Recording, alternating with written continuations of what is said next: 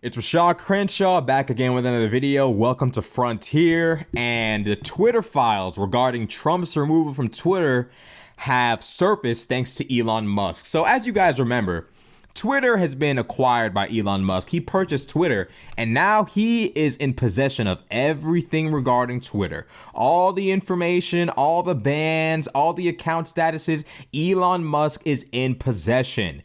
And he is exposing everything that Twitter was up to before he became the owner. Now, Barry Weiss has been given possession of these documents and this dossier against Twitter. And she started a thread called the Twitter Files, Part 5, the removal of Trump from Twitter. On the morning of January 8th, President Donald Trump, with one remaining strike before being at risk of permanent suspension from Twitter, tweets twice. Now, how do they know that he had one remaining strike? If you're an employee of Twitter and you possess a position of authority in that company to where you can view accounts, there is an ability to view the status of an account, how many terms they've broken. How many fuck ups do they have left before they get banned? So Trump had one remaining strike left before his ass was out of there. Now on 6:46 a.m. January 8th, he said the 75 million great American patriots who voted for me, America first, and make America great again will have a giant voice. Now, for those of you who know what America First is, that's Nick Fuentes' whole thing. That's Nick Fuentes' thing. Now, I don't know if he was referring to Nick Fuentes, but he could have been. He says the 75 million great Americans who voted for me, America First, and make America great again will have a giant voice long into the future. They will not be disrespected or treated unfairly in any way, shape, or form. That's Trump's tweet. Now, at 7:44 a.m., he says, to all those who have asked me, I will not be going to the inauguration on January 20th. Now, she follows up by saying this. For years, Twitter has resisted calls, both internal and external, to ban Trump on the grounds that blocking a world leader from the platform or removing their controversial tweets would hide important information that people should be able to see and debate. Now, she also says, but after January 6th, as M. Taibbi and Shellen Berger MD have documented, pressure began to grow, both inside and outside of Twitter, to ban Donald Trump. There were dissenters inside Twitter, people within Twitter who didn't think that banning him was the right course of action. Somebody said this, maybe because I'm from China, said one employee on January 7th, I deeply understand how censorship can destroy the public conversation. Now, someone replied to her by saying, I understand this fear, but I also think it's important to understand that censorship by a government is very different from censorship of the government. The First Amendment in the U.S. and similar legislation in other countries with similar concepts exist specifically to prevent the government from silencing the people. Now, here's a problem with a company like Twitter silencing people, right?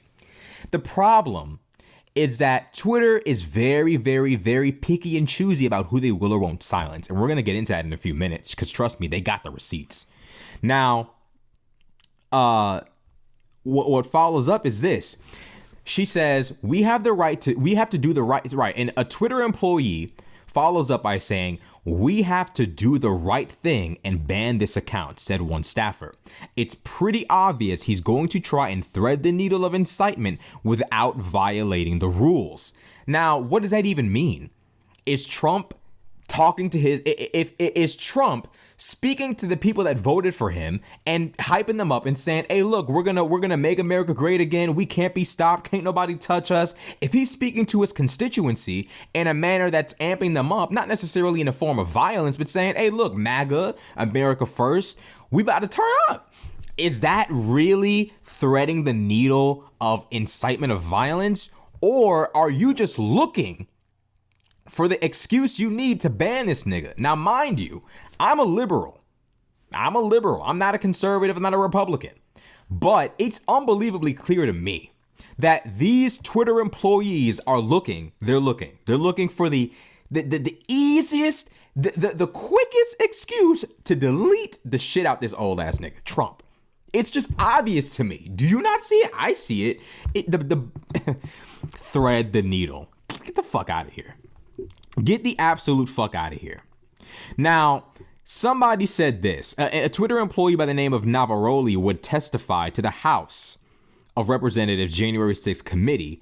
For months, I had been begging and anticipating and attempting to raise the reality. Okay, that if nothing, that if we made no intervention into what I saw occurring, people were going to die.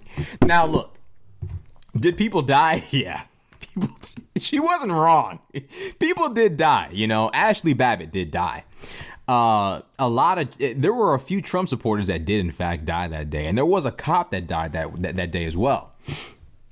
However, that was a choice that Trump supporters chose to make, regardless of what Trump said. Trump didn't tell them to raid the Capitol building and kill people, or to get themselves killed. That was a decision that they chose to make. Are we going to silence a man because of the actions of other people? It's already been established that they had a very hard time finding evidence that Trump, in any capacity, violated the terms of service surrounding incitement of violence. They've already made it extremely clear.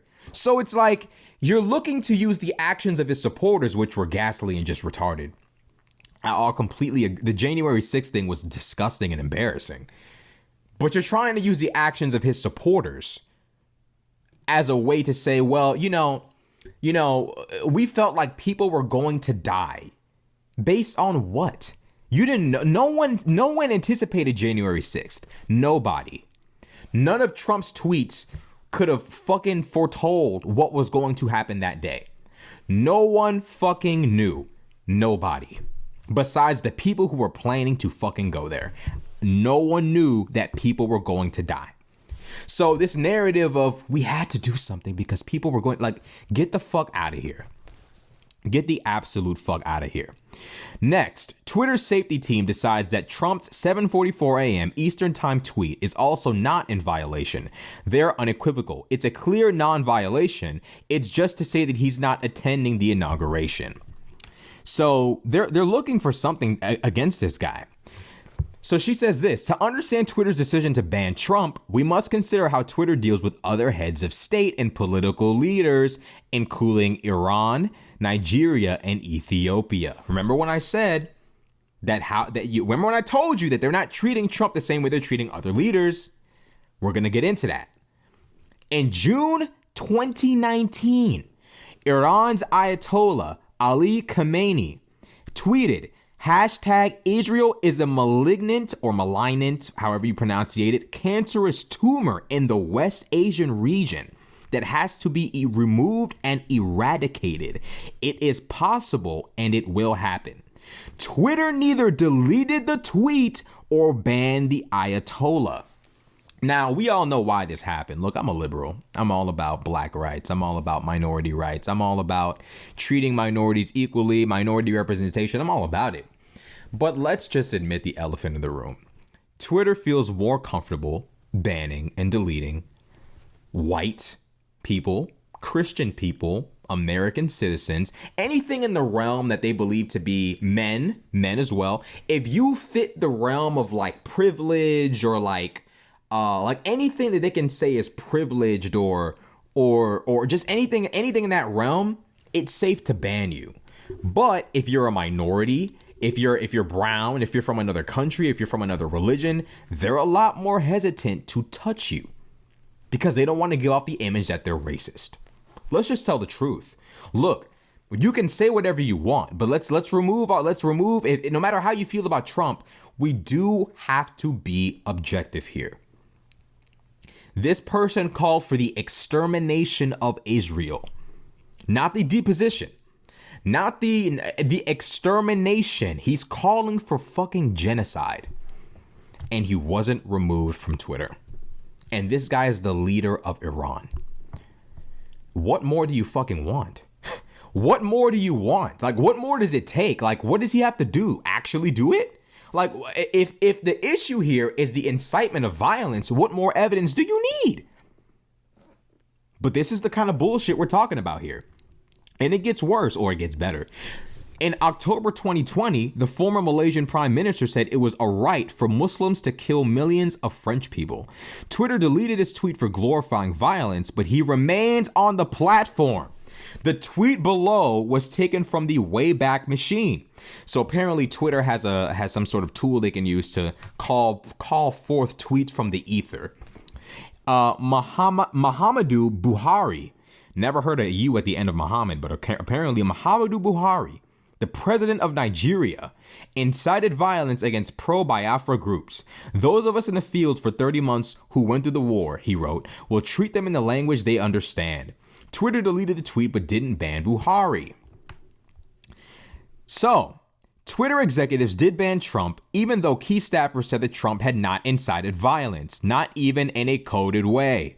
Less than 90 minutes after Twitter employees had determined that Trump's tweets were not in violation of Twitter policy, Vijaya Gadde, Twitter's head of legal policy and trust, asked whether it could in fact be coded incitement to further violence. Like I said, desperate to get rid of this nigga in any way possible. A few minutes later, Twitter employees on the scaled enforcement team suggest that Trump's tweet may have violated Twitter's glorification of violence policy if you interpreted the phrase American patriots to refer to the rioters. So now they're stretching the interpretation and trying to find definitions that aren't explicitly stated. And this guy said 75 million of his supporters, the people who voted for him. Can he not talk about, he can't call them patriots? What's the problem? Look, at the end of the day, like they're looking for everything they can use against this guy to ban him. You can say what you like about Trump. You can dislike him. I don't have a problem with that. I'm not saying Trump is I'm not saying that you have to like the guy. I'm just saying that this underhanded censorship is real. Things escalate from there. Members of that team came to view him as the leader of a terrorist group responsible for violence, deaths comparable to Christchurch shooter or Hitler, and on that basis and on the totality of his tweets, he should be deplatformed? 2 hours later, Twitter executives host a 30-minute all-staff meeting. Jack Dorsey and Vijaya Gadde answer staff questions as to why Trump wasn't banned yet, but they make some employees angrier. So the banning of Trump is literally coming from the underclass of Twitter employees. The grunts of Twitter hate this nigga and put enough stress and pressure on Dorsey and Gadde to delete this nigga Trump. So he didn't actually violate the terms of service that Twitter set up. Now, some of you might be sitting there like, oh, well, Rashad, why does it matter? Twitter is a private company. They can do whatever they want. There's a certain realm that Twitter has entered into that no other private company has entered into. Freedom of speech was established by the state in a time in American history where freedom of speech was restricted to town squares. You wanted to hear what a nigga had to say? You had to get up out the bed, walk down the street into the town square where he's standing up on some stage screaming his conspiracy theory fuckery. Now in 2022, if you want to know what is going on, where are you usually going to go? YouTube, Twitter, Facebook, Instagram. You're going to social media. Social media is the new public town square. If your company has a damn near monopoly on public discourse, I do believe that your company has an added responsibility. I do believe that the state should be able to say, hey, look, if you want to maintain your monopoly on speech, you have to allow freedom of speech up to the direct and clear incitement of violence. That is what I believe. Don't like it? Get fucked. I don't care. I don't care. I genuinely don't give a fuck. Because a lot of y'all people that sit there and talk about freedom of speech, y'all, the same people that will sit there and be in support of Trump getting banned off Twitter. Y'all are the same people crying when people say that drill music should be banned from social media for incitement of violence.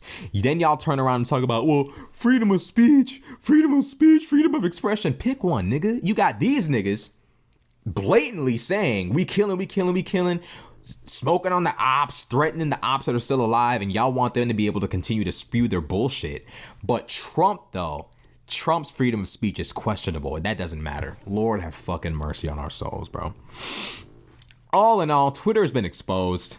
The bias is unreal. The nigga, Trump did not violate any of Twitter's terms of service. He was simply deleted because the underbelly of Twitter was sick and tired of Trump's presence on the app, and they were getting mad at Vijaya Gadde and fucking Jack Dorsey. So, you know, it just goes to show how things really are working behind the scenes. And it goes to show that it's not about protecting people from the incitement of violence, because multiple political leaders in developing countries have clearly called for the extermination of the Jews, called for all sorts of warfare, and yet they haven't been banned, but Trump gets banned for tweets that do not even directly call for violence. If that's not bias, I don't know what is. But, you know, those of you out there are going to continue to play stupid because you don't like Trump. You don't have to like the guy. By all means, keep him out of office if you want. But bias is bias. Let's be real. Like, comment, subscribe. I'm out.